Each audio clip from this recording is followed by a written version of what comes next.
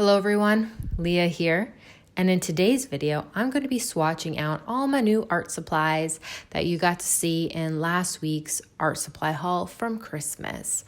So this is my first time playing with all my new goodies that I got as gifts over the holidays, and the paint brands that I'm going to be swatching out for you guys today are Roman Szmal, Magello, Mission Gold, Sennelier, and the Schminche Horadam Aquarelle. I know I'm pronouncing it wrong. It's cool. As well as some colored pencils and a gold acrylic. So let's just dive right into the actual swatching. Okay, so first, this is the Roman Szmal package. They put their own pigment number on it, so they keep track of it on one side. And then the name of the paint as well as the barcode, so stores can scan it. And then the actual pigments used for making the paints. And the paper of the packaging is watercolor paper. So the colors that you're seeing are accurate colors on the physical item. Okay, so the first color right here is the gold ochre. And the gold ochre is using the pigment number PY43, which is an earth pigment.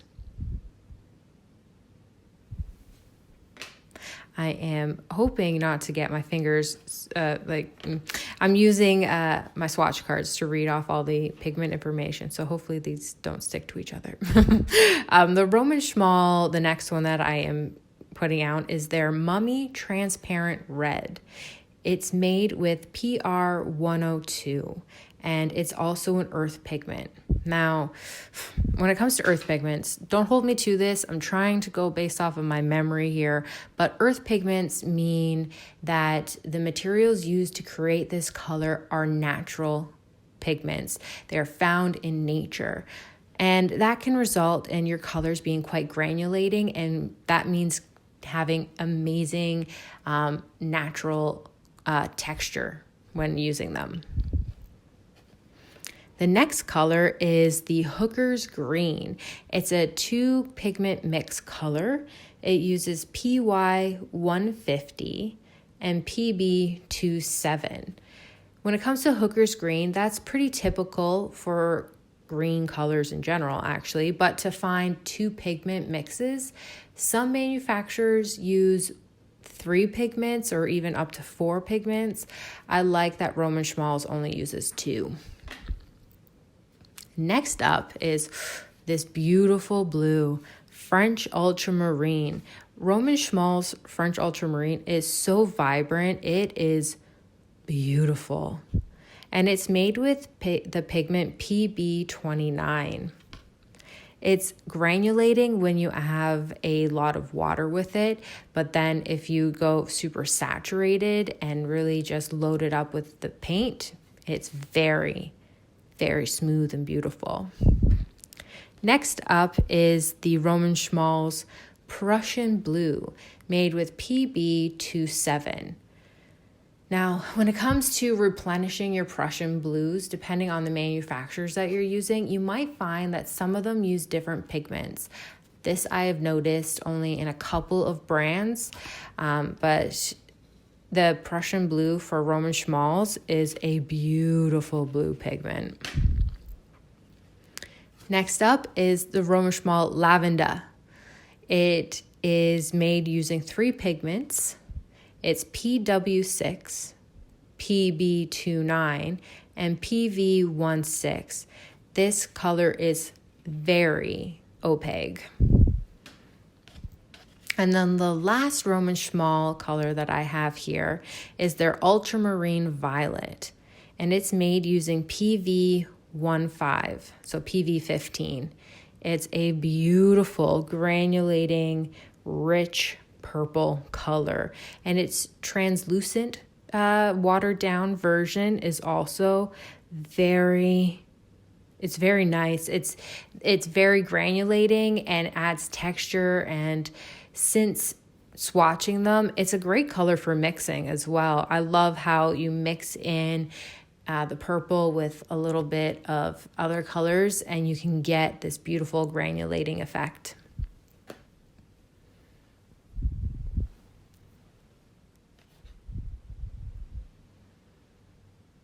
Okay, next up, we are going to be doing the Schminke, and this is their packaging. So their, brand number for it's on the top, as well as some information. And then they have the pigment to the side of the package, kind of like wrapping around it. And it's not the same layout, but it's a similar layout to the Roman Szmals. I think that's pretty standard when it comes to the manufacturers. Now, in the Schminke, they don't have any extra wrapping. It's just that little outside wrap, and on the container itself, there's nothing there but some random numbers. And I'm sure that's just more like lot number for the actual container versus the paint. So this beautiful, vibrant red that you're looking at right now is the vermilion. And it uses PR255 for the pigment, and it's beautiful.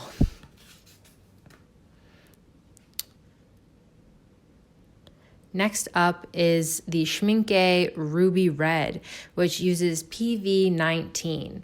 Now, PV19 is a very popular pigment when it comes to colors. And I find that different manufacturers have different varying tones to it. So it has to do with the way that they treat the pigments. And the Schminke one is so nice.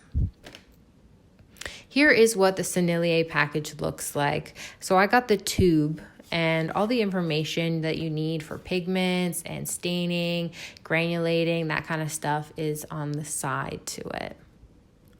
So this color is yellow Sophie. Yeah, Sophie. It uses PY93. I didn't really give myself much room for doing the translucent strip, but that's okay. This here is the Mission Gold. Their packaging is quite standard. It shows all their pigments, whether or not it's 5 stars or 3 stars, and all that information. So the first one that I am swatching is their Shell Pink.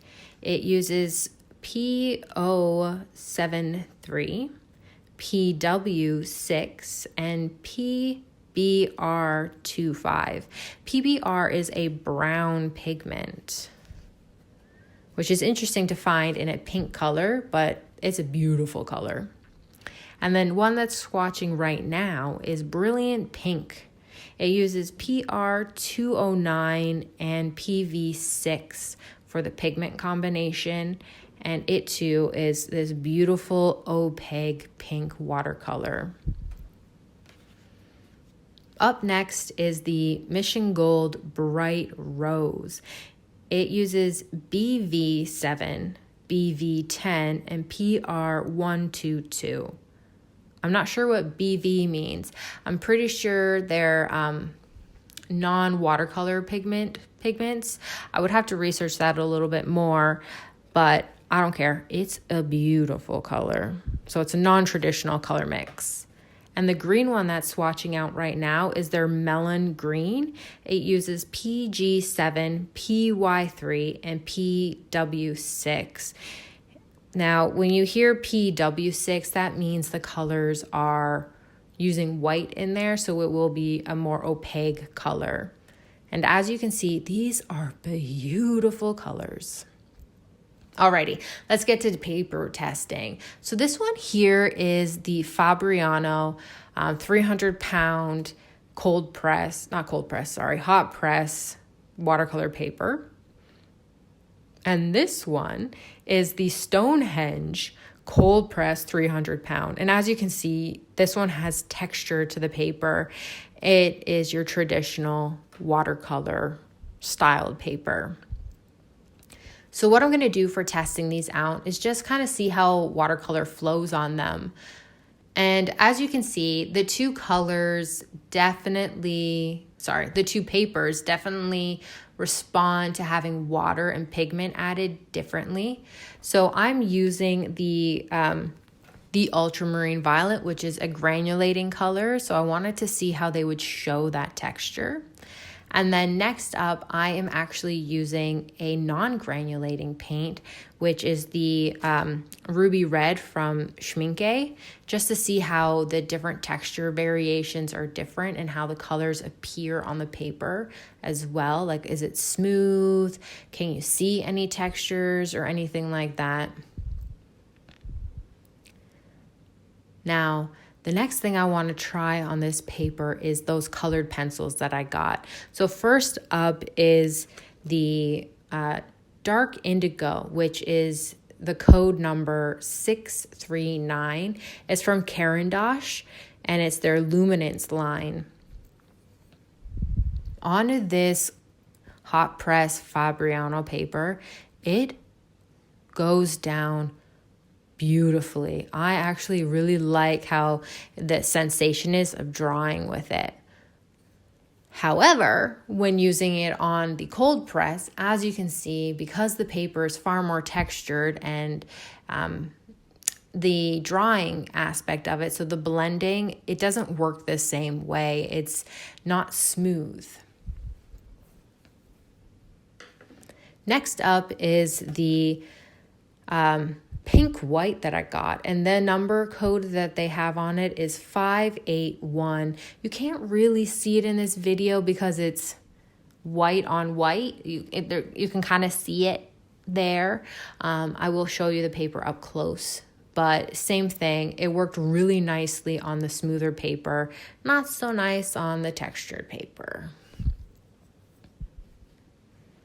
Okay, what I'm doing right here is just seeing how it feels using gouache. I know I didn't have any gouache with me, I didn't buy any, but I just grabbed one of the tubes behind me and I was curious how it would feel on both papers in comparison. Like, how would the color dry on there, and what would it be like with a lot of water added to that pigment? How would the brush sensation feel when rubbing it? And you know what? Both of them felt really nice. It's not like I used one and was like, yuck, I would never use this for that. Okay, so the exciting part, gold. Okay, so this is where I am swatching out the gold for the first time. I really just wanted to see how it would look in thickness and how it would apply texture-wise on the different types of paper, because it's nice doing mixed media, mixing in acrylics with watercolors and gouache, but depending on the paper that you use, sometimes you can still see the texture of the paper through that medium that you're using. So on the Fabriano, it's smooth, right? So you don't get a texture through it, but when you're using the Stonehenge one, you can actually get a lot more texture. So if that's something that you're looking for, I actually might try doing that and see what it's kind of like. Okay, let's get a closer look up at it. I know the one watercolors are kind of still a little wet, which I was quite surprised at, that the Roman Szmal stayed wet on the Fabriano paper here, because the Schminke one dried quite quickly. But here is the colored pencils, and as you can see, the blending is much smoother, it's nicer, and you can see the texture that you can get with the gold acrylic right here. Now let's look at the Stonehenge. So when it comes to the Stonehenge, you can really see that granulation from the ultramarine violet. And then the Schminke paint is still nice and wet. So the cold press one, the Stonehenge one, retained the water longer. And here is the textures, right? So for the colored pencil and the gold paint. That pink, it's a white pink, but it's a beautiful white pink. I think using it in layering with watercolors and stuff like that will be really nice. Okay. So at this point in time, I just want to show you some of my colors that I got in comparison to some others that I have. I was quite disappointed that the gold ochre was so similar to my Naples yellow. I mean, I know that they're both kind of in that earthy tone direction, but I was hoping they would be quite different.